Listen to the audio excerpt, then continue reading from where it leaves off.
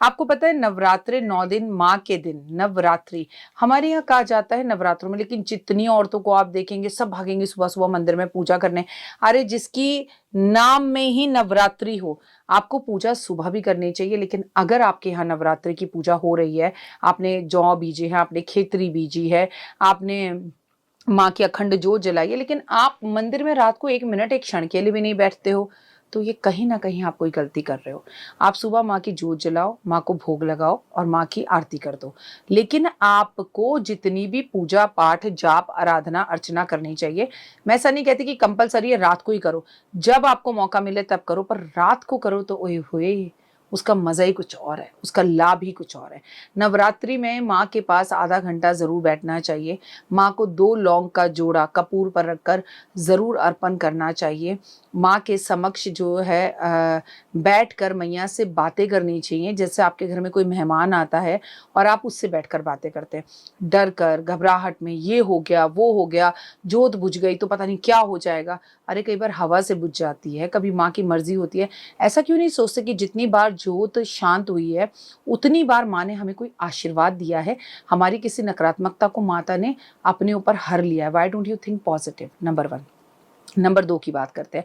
अगर जीवन में अगर आपको आगे बढ़ना है, सक्सेस पाना है, लाइफ में किसी चीज़ की कोई कमी ना हो आपको, आप जीवन में हमेशा खुश रहें, तो मेरी एक बात हमेशा याद रखिएगा कि नवरात्रों में हर रोज़ किसी छोटी कन्या की पूजा ज़रूर करें। ऐसा बिल्कुल मत सोचें कि हम 9वें दिन 8 कन्याएं बिठाएंगे। मैं ये नहीं कहती कि आप उसको तमाम चीज़ें दो, आप सिर्फ छोटी कन्या को घर बुलाओ, उसके पैरों में इत्र लगाओ, आलता लगाओ और माथे पे कुमकुम लगाकर चाहे उसे आप एक आइसक्रीम खिला दो, चाहे टॉफ़ी खिला दो, उसे गोद में बिठाकर अपनी इच्छाएं बोलो। और हाँ, ये आपकी जेठानी देवरानी की बच्चे हो सकते हैं, मना नहीं है, लेकिन ऐसे किसी बच्चे को अपनी गोद में बिठाओ जिसको सच में गोद में बैठने की ज़रूरत है, जिसको सच में उन कपड़ों की ज़रूरत है जो आप देना चाहते हैं। तो ये आपकी पूजा आराधना अर्चना बहुत बेहतर होगी और उस फलदायी होगी। आगे बढ़ते हैं और आगे बढ़कर अगर हम बात करें नवरात्रों में की जाने वाली गलतियाँ, हम अपनी खेतरी को खुला छोड़ देते हैं। आते जाते हमारे बड़े बुजुर्ग कहते थे कि किसी की भी ना परछाई हमारे खितरी पर नहीं पड़नी चाहिए। जौ जिसे कहते हैं, जौ जो बीसते हैं, तो किसी की परछाई ना पड़े, हर कोई वहां ना जाए। जहां आप माँ की पूजा कर रहे हैं वहां थोड़ा सा पर्दा कर दीजिए। स्त्री की पूजा है, स्त्री जहां बैठी हो वहां थोड़ा सा पर्दा हो तो बेहतर होता है, चीजें ढकी रहती हैं और आपने एक शक्ति का स्रोत वहां पर इकट्ठा कर रखा है। जहां आपकी देवी बैठी है वहां हर कोई आना जाना नहीं कर सकता है, इस बात का भी आपको खासा ध्यान रखना चाहिए। आगे बढ़ते हैं और आगे बढ़कर बताऊंगी। नवरात्रों में भाई बच्चे नहीं मानते, हमारे बच्चे नहीं मानते, पर आप कैसे गलतियां कर सकती है कि बच्चे नहीं मान रहे? हम तो पूजा कर रहे हैं, उन्हीं हाथों से आप प्याज काट रही हैं, 1 घंटे बाद आप उन्हीं हाथों से माँ की जोत का घी निकाल रही हैं। जरा हाथ सूंघ कर देखिएगा, कितनी बार भी धो लें प्याज की स्मेल आती है। तो भाई बच्चे नहीं मान रहे तो बच्चे बाहर जाकर खाएंगे, लेकिन घर में माँ आई हुई है तो घर के अंदर प्याज ना बने, ये आपकी जिम्मेदारी होती है।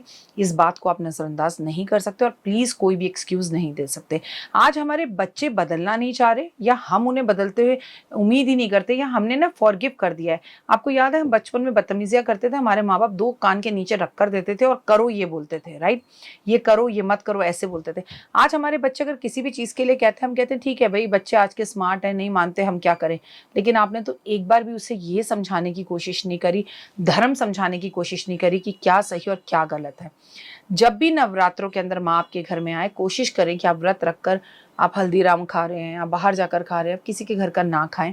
कोई आपको भेज रहा है, अपने ही घर का नमक खाएं, अपने ही घर का एक समय का भोजन करें, तो कई गुना ज़्यादा बेहतर होता है। और कई मजबूरी में जाना भी पड़ता है, इंसान है तो खाएं, उन्हें कुछ पैसे दे दें कि भाई मैं इतनी भगवान की भक्ति अर्चना करके नमक तो अपने ही घर का खाऊंगी, या अगर मैं खरीद के मुझे किसी वजह से खाना भी पड़ रहा है तो मैं अगर बाहर का खाऊं तो उसके जो भी चार्जेस हैं वो मैं आप मुझसे ले लीजिए, मैं खरीद के खाऊंगी, ऐसे नहीं खाऊंगी। इन कुछ बातों का ध्यान ज़रूर रखिए।